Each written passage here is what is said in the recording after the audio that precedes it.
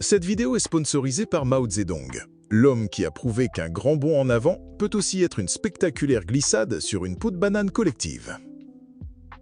Bienvenue dans le grand théâtre de la puissance. Ce théâtre où les acteurs ne déclament pas de vers, mais crachent du kérosène et des promesses de vitrification. Le 3 septembre 2025, le ciel de Pékin n'était pas pollué par l'industrie, mais par une démonstration de force si méticuleusement orchestrée qu'elle en devenait presque une forme d'art. Un ballet mécanique célébrant les 80 ans de la défaite du Japon impérial. Et au cœur de ce ballet, une prolifération qui donne le vertige aux stratèges du Pentagone. Pendant que l'Occident débattait pour savoir si son chasseur de 5e génération, le F-35, coûtait le PIB d'un pays moyen ou celui d'un pays riche, la Chine, elle, a cessé de compter. Elle a simplement construit. Et ce qu'elle a montré ce jour-là n'était pas un ni deux, mais bien 5 types distincts de chasseurs furtifs opérationnels. 5. Souvenez-vous du J-20, le dragon puissant. Entré en service en 2017, il était la réponse chinoise, le grand prédateur qui venait contester l'hégémonie américaine dans les airs. 8 ans plus tard, le J-20 y est plus un avion. C'est une famille dysfonctionnelle de monstres de métal. On a d'abord eu le J-20 de base, avec ses nouveaux moteurs WS-10C fièrement indigènes, sirotant son carburant à la paille d'un tanker YY20. Une image simple, presque pastorale, d'une autonomie qui tutoie désormais la tyrannie. Puis, le clou du spectacle pour les fétichistes de la technologie militaire, le J-20S. Le seul, je dis bien le seul chasseur furtif biplace au monde. Vous vous demandez pourquoi 2 places, pour que le pilote ne se sente pas seul en allant déclencher l'apocalypse? Non. C'est pour un opérateur de système d'armes. Un cerveau déporté, chargé de gérer des essaims de drones, de mener une guerre électronique si complexe qu'elle ferait passer un algorithme de trading pour un jeu d'enfant. C'est un taxi pour l'Armageddon avec un copilote. Et comme si ça ne suffisait pas, voici le petit dernier de la lignée, le J-20A ou B, on ne sait plus trop. Une version modernisée, plus plate, plus furtif, un design qui semble avoir été aplati par la main d'un dieu en colère prêt à accueillir les moteurs de nouvelle génération. WS-15.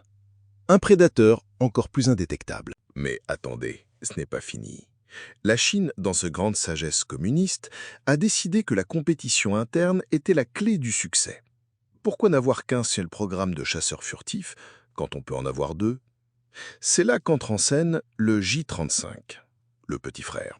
Plus léger, moins cher, pensé à l'origine pour les porte-avions et l'export. Sauf que, surprise, l'armée de l'air en a commandé aussi.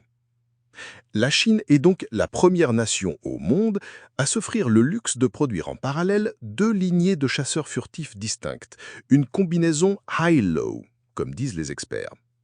Une approche que nous nommerons pour l'occasion l'ASTOM, l'approche de saturation tactique et opérationnelle mixte. En clair, on va vous en mettre partout, des chers et des moins chers, jusqu'à ce que vous ne sachiez plus où regarder. Le défilé a donc continué, avec des formations qui n'étaient pas des alignements au hasard, mais des déclarations de doctrine. Un J-16 de guerre électronique escortant des J-20 et un J-35, le chef d'orchestre, les assassins et le couteau suisse, tous en même temps. Puis la version navale du J-35, volant aux côtés des vieux J-15, comme pour leur montrer la porte de la maison de retraite. La démonstration est totale. La diversité, la vitesse de production, l'innovation. C'est une claque monumentale à tous ceux qui pensaient que la Chine ne faisait que copier. Et c'est là, au sommet de cette arrogance technologique, que le rideau tombe sur le dernier acte. L'acte le plus cynique. Car à peine 2 ans plus tôt, en décembre 2023, la Chine avait déjà dévoilé 2 prototypes de chasseurs de 6e génération. Vous comprenez l'absurdité? Cette flotte magnifique, terrifiante, cette panoplie de la mort volante qui a coûté des fortunes et des décennies de recherche, est probablement déjà sur la voie de l'obsolescence. Produite en masse, certes, mais déjà mentalement remplacée par la suite. Au début des années 2030, quand ces nouveaux monstres de 6e génération entreront en service, les J-20 et J-35, aujourd'hui au sommet de la chaîne alimentaire, seront peut-être jugés trop peu rentables, trop vieux. C'est ça. le visage de la guerre moderne. Une course effrénée, non pas contre l'ennemi, mais contre sa propre capacité à inventer de nouvelles façons de tuer plus vite, plus discrètement.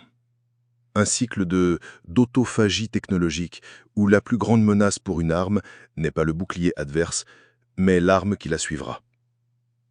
Si cette dissection de la grande parade de l'absurdité militaro-industrielle vous a plu, songez à soutenir notre morgue sur Patreon.